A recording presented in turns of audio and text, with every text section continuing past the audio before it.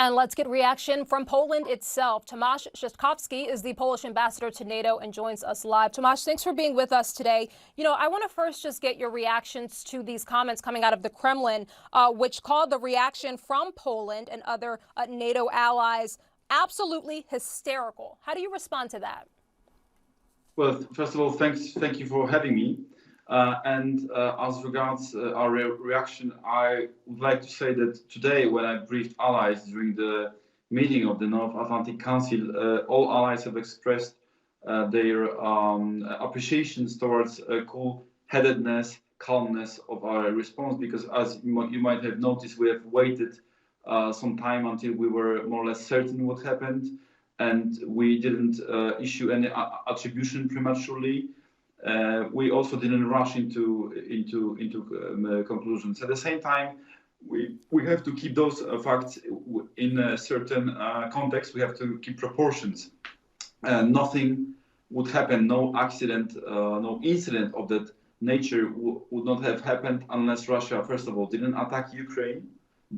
Secondly, unless Russia didn't conduct war crimes in terms of attacks then against civilian infrastructure. So Russia is, the ultimate responsibility lays with Russia. Ambassador, what more can you tell us about Poland's reaction, maybe not immediately to what happened here, but in the future in terms of defending maybe air defense? What can you tell us about that?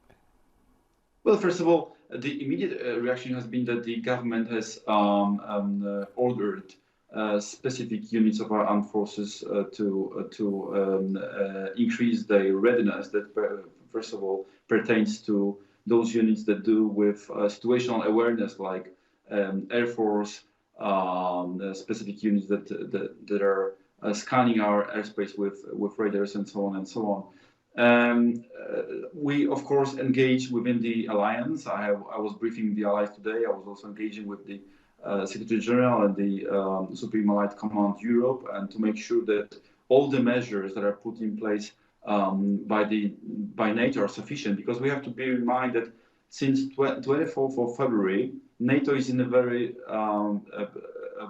specific situation. The operational plans for defense of the alliance have been put into use for the first time, and the Supreme Allied Commander Europe, General Cavoli, exercises a certain degree of authority over capabilities of allies and has some capabilities with regard to vigilance over our territory. Thanks to that, he was able to basically follow what was going on during the Russian attack yesterday, and he also offered his assessment, which is in line of what we are thinking at this stage.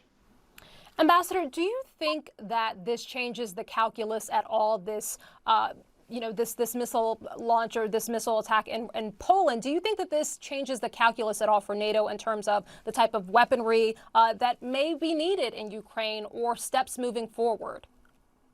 Well, of course, that makes us understand even more that the type of war that Russia is waging is a risk to Ukraine, is a risk to the vicinity of Ukraine, like Poland, but it's also an indirect risk to the entire Euro-Atlantic area through different implications, like refugee waves, like increased prices of the energy resources, and so on and so on. So this is a situation that is most serious since the end of the Second World War, and we are able to witness it with our eyes. And now our citizens are paying the price to unfortunate victims of this tragic event in Poland, whose loss of life we naturally mourn today.